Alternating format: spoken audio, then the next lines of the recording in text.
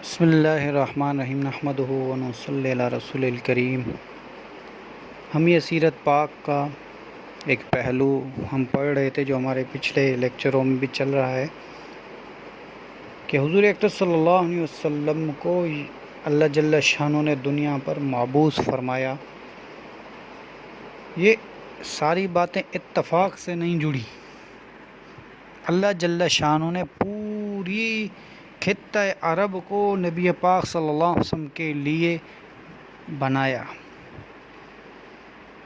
کچھ تھے آپ صلی اللہ علیہ وسلم سے آنے سے پہلے جزیرہ عرب کے حال کیا تھے، وہی بیان ابھی تک تو ہو رہے ہیں، کیونکہ اللہ پاک نے قرآن میں بتایا ہے کہ حضور اکرم صلی اللہ علیہ وسلم سے پہلے جو عرب تھے یا جو لوگ تھے وہ کھلی گمراہی میں تھے۔ قرآن میں بھی آتا ہے اس کا تذکرہ۔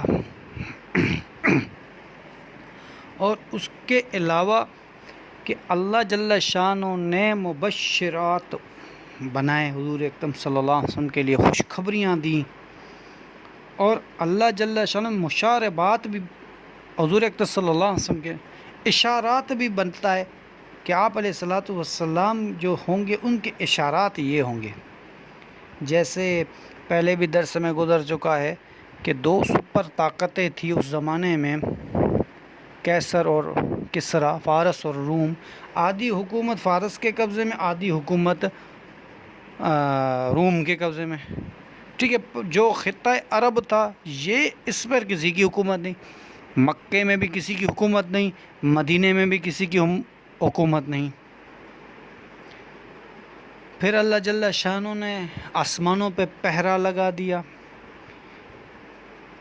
جیسے قرآن میں تھا، جس کا مفہوم یہ ہے رجوما للشیاطین فاعتدنا لهم عذاب السعیر، کہ ہم نے ان تاروں کے ذریعے شیطانوں پر ہم کرتے ہیں۔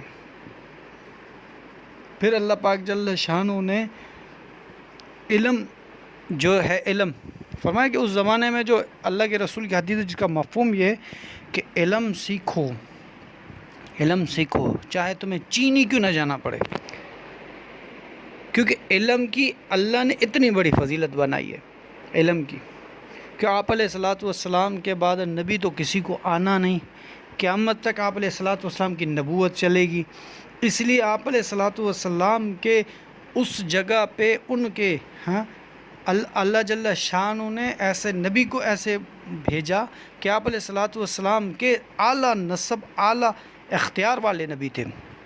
حضرت ابراہیم علیہ الصلوۃ والسلام، ٹھیک ہے، اس کی دو اولادیں تھیں، حضرت اسحاق علیہ الصلوۃ، حضرت اسماعیل علیہ الصلوۃ، ٹھیک ہے، بی بی ہاجرہ سے، ایک بی بی ہاجرہ سے تھی اسماعیل علیہ الصلوۃ اور بی بی سارہ سے اسحاق علیہ الصلوۃ، ٹھیک ہے۔ اب اسحاق علیہ الصلوۃ والسلام سے اللہ نے ہزاروں کی تعداد میں نبی بھیجے، ہزاروں کی تعداد میں، اور اسماعیل علیہ الصلوۃ والسلام سے اللہ جل صرف ایک نبی بھیجا، اسماعیل علیہ الصلوۃ والسلام، پھر کوئی بھی خاندان میں نبی نہیں، حتیٰ کہ آخر میں محمد رسول اللہ صلی اللہ علیہ وسلم۔ یہ ساری چیزیں اتفاق نہیں ہے، یہ اللہ نے ایک اللہ نے وہ سجا کے پھر رکھا ہے چیزیں، جیسے کہ عرب خاندان میں شرف سمجھا جاتا تھا۔ جیسے ہم نے پہلے پڑھا کہ زمزم کے پانی کے شرف کے حاصل کرنے کے لیے کیسے وہ لوگ شرف حاصل کرنے کے پیچھے پڑ گئے، انہوں نے کہا بھئی ہمیں زمزم کی وہ ساری جو ہمارے اوپر ہی ہو، یا کعبہ کے مجاور جو ہیں وہ ہم میں، تو زمزم کا پانی بھی ہمارے قبضے میں ہو، ہمارے ہاتھ سے نکلے، اس پر قبضہ بھی ہمارا ہو، یہ ہمارا شرف ہے۔ کہ مکے میں جو زمزم ہے وہ کس کے قبضے میں ہے؟ بھئی وہ عبد المطلب کے خاندان میں ہے۔ تو یہ ساری باتیں اتفاق نہیں ہیں، اور اللہ نے سب میں سے اللہ کے رسول کو اس قوم میں پیدا کیا جس قوم میں سب کو اللہ جل عزت والا بنائے، قریش میں، بنو ہاشم میں، بنو ہاشم میں، پھر بنو عبد المناف میں، ہاشم کے بعد ابو ہاشم کے بعد پھر ابو شیبہ، عبد المطلب، پھر عبداللہ۔ اب یہ اتفاق کی بات تو نہیں ہوگی نا کہ نام بابا کا نام کیا؟ عبداللہ، حضور کا نام محمد۔ تو یہ ساری باتیں جو ہیں آپ علیہ الصلاۃ والسلام کی سیرت کی طرف ہے، اس لیے ہم ایک ایک موضوع کو بڑے وضاحت سے پڑھ رہے ہیں، ان ایک ایک موضوع کو۔ اب آپ علیہ الصلاۃ والسلام کے سال میں ہی جو ہاتھیوں کا لشکر تھا، ہاتھیوں کے لشکر لیے اللہ جل شانہ نے جو ان کی ابتدا کی، ان پہ پرندے بھیجے، ابابیل بھیجے، اور اس کے ہاتھ میں ایک اللہ نے جو بھیجی کنکریاں، چھوٹی چھوٹی 3 کنکریاں ان کے منہ میں تھی، ایک منہ میں، 2 ہاتھوں میں، 2 ان کے پنجوں میں جکڑی۔ طیرن ابابل ترمیہم بحجارۃ من سجیل، رمل کرتے تھے، پھینکتے تھے سجیل، حجارت کون سی؟ سجیل کو پکائے، سجیل کے بارے میں آتا ہے، علماء کرام نے کہا کہ سجیل وہ پتھر ہے جس کو مٹی سے بنایا گیا ہو، پھر اس کو آگ میں تپا کے اس کو بناتے، وہ والا، اور وہ بھی جہنم کی آگ والا۔ کہ ہمارا تو ابھی اس طرف دھیان نہیں جاتا نا، اللہ جل جو ایک آئٹم بم بنا کے ان پہ بھیجا کہ وہ پتھر جو ہے جہنم کی آگ سے بنے ہوئے تھے، اور اوپر سے گرتے اور سب ختم، سوار بھی ختم، نیچے اونٹ بھی ختم، نیچے سب ختم۔ اور اللہ نے فرمایا جس کا مفہوم ہے کہ ایسے بنا کے دیے جیسے فی کعصف مأکول، کعصف کہتے ہیں گھاس کو، چارے کو، معقول ایسا وہ چارہ ہو گیا جیسا کھایا ہوا۔ تو میرے بھائیو دوستو، اللہ جل شانہ آپ علیہ الصلاۃ والسلام کو ایسا اکمل نبی بنا کے بھیجا۔ پھر شرف کی بات پہ ایک میں آپ کو بات بتاؤں کہ ابو سفیان رضی اللہ تعالیٰ جب مسلمان نہیں ہوئے تھے تو بدر میں بھی ابو سفیان کی وجہ سے جنگ لگی۔ آپ کو پتہ ہے کہ 1000 اونٹوں کا قافلہ وہ لے کے آ رہے تھے، تو ان کو پتہ چلا کہ بھئی مدینے سے محمد صلی اللہ علیہ وسلم مجھ پہ حملہ کرنے والے، تو دوسرے راستے سے ہو گئے۔ اور مکے والوں کو جب یہ بات پتہ چلی تو مکے والوں نے کیا کیا، 1000 لوگوں کے ساتھ آ کے وہاں پہ حملہ کرنے کی کوشش کی۔ بدر کا میدان وہ آپ انشاءاللہ آگے پڑھیں گے۔ پھر احد کی لڑائی بھی ابو سفیان کی وجہ سے لگی۔ احد میں بھی ابو سفیان جا کے 3-4 سال محنت کر کے ایک مجمع تیار کر کے 5000-4000 لوگوں کا وہ آ کے مکے کی مدینے کے اوپر چڑھائی کے لیے آئے۔ احد کی لڑائی ابو سفیان کی وجہ سے۔ پھر ابو سفیان کی جو بیٹی تھی حبیبہ، انہوں نے مسلمان ہو گئی، حبشہ ہجرت کی، ٹھیک ہے۔ حبشہ ہجرت کے بعد ان کے جو خاوند تھے ان کا انتقال ہو گیا۔ پھر نبی پاک صلی اللہ علیہ وسلم سے اس کا نکاح ہوا، اور اس کو نکاح کرنے والے نجاشی تھے، نجاشی بادشاہ نے نکاح کیا، حق مہر بھی اس نے دیا۔ تو ابو سفیان نے بولا کہ اب تو محمد صلی اللہ علیہ وسلم کی کوئی ناک نیچی نہیں کر سکتا، کیونکہ اب اس کے گھر میں اب اس کی شادی میری بیٹی سے ہوگی، اب میں یہ گوارہ نہیں کروں گا۔ یہ سارے تو یہ پہلو ہیں سیرت کے، شرف کے لیے لڑا کرتے تھے، شرف کے لیے ایک دوسرے میں نام، بھائی غیرت مند ذات تھی، اللہ نے پیدا بھی ان میں غیرت مند لوگوں میں کیا۔ اور پھر آپ علیہ الصلوۃ والسلام نے فرمایا، جس کا مفہوم بھی یہ ہے کہ اسماعیل سے لے کے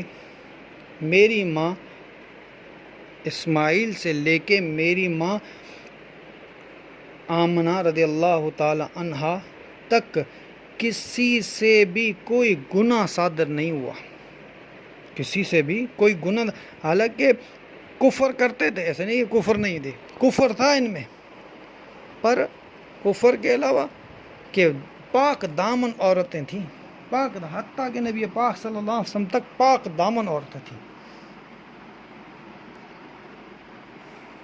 تو یہ ساری کی ساری جو ہیں حضور اکرم صلی اللہ علیہ وسلم کو اللہ نے کائنات میں رکھنے کے لیے یہ کیا۔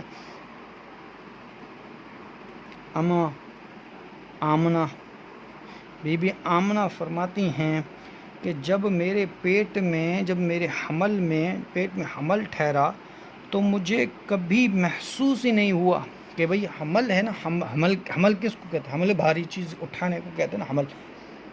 تو مجھے کبھی محسوس ہی نہیں ہوا کہ میرے پیٹ میں کوئی بچہ ہے کیا. اور میں نے خواب میں ایک دفعہ بی بی آمنہ رضی اللہ تعالیٰ عنہ فرماتی کہ میں نے ایک بار خواب میں دیکھا کہ میرے بدن سے ایک نور نکل رہا ہے اور وہ ساری کائنات پر چھا گیا ہے، اور ساری روح زمین جو تھی اس پر چھا گئے، اور اتنی روشن تھا اس میں. تو یہ انہوں نے خواب دیکھا. تو کاہنہ کے پاس گئی. کاہن جو اس وقت کے ہوتے تھے جادوگر ہوتے تھے یا جن سے ان کا ہوتا. اور کاہن کے بارے میں بڑا وہ ہے، پہلے بھی میں آپ کو بتا چکا ہوں کہ کاہن وہ لوگ تھے جن کو جنات آ کے خبریں دیتے تھے، پھر وہ ان خبروں کو لے کے وہ لوگوں کو بتاتے تھے. اور نبی پاک صلی اللہ علیہ وسلم کے آنے کے بعد یہ بھی سلسلہ ان کا بند ہو گیا، کاہن کا آنا. اور نبی پاک صلی اللہ علیہ وسلم کی ولادت کے بعد آسمان پر ڈیوٹیاں لگ گئیں فرشتوں کی، بھئی کوئی اب جن اوپر آئے تو ان کو دھکے مار کے نیچے بھیجو، جیسے تاروں کا میں نے ابھی آپ کو بتایا.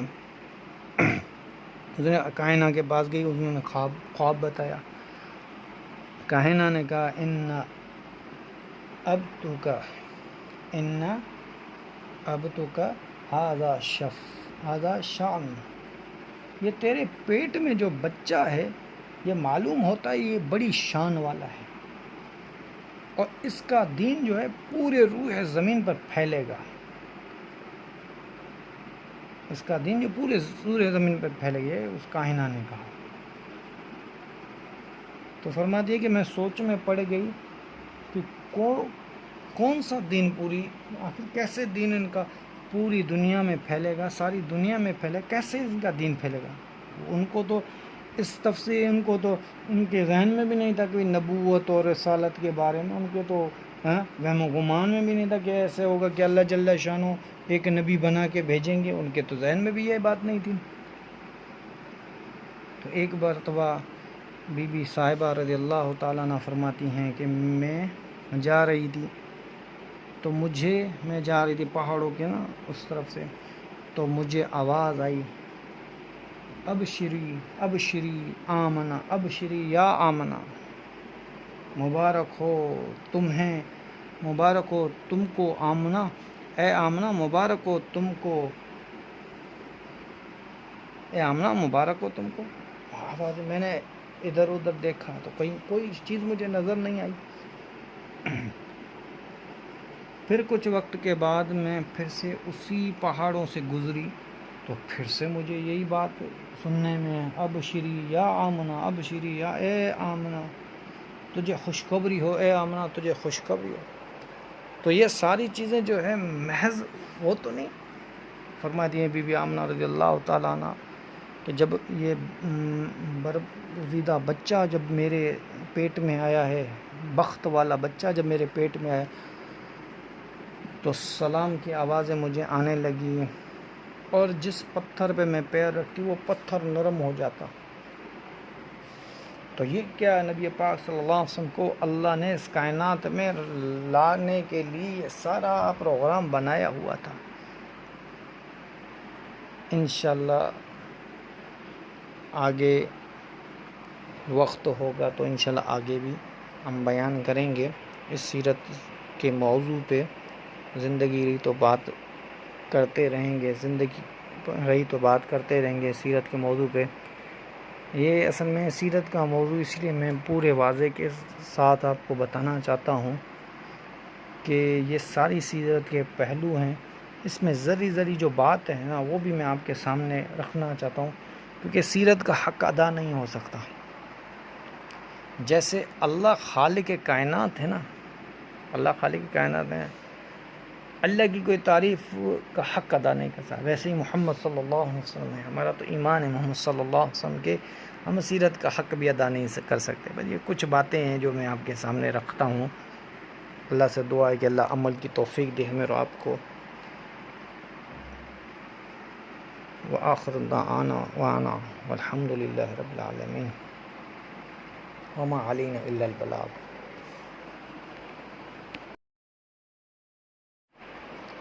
بسم اللہ الرحمن الرحیم نحمدہ و نصلی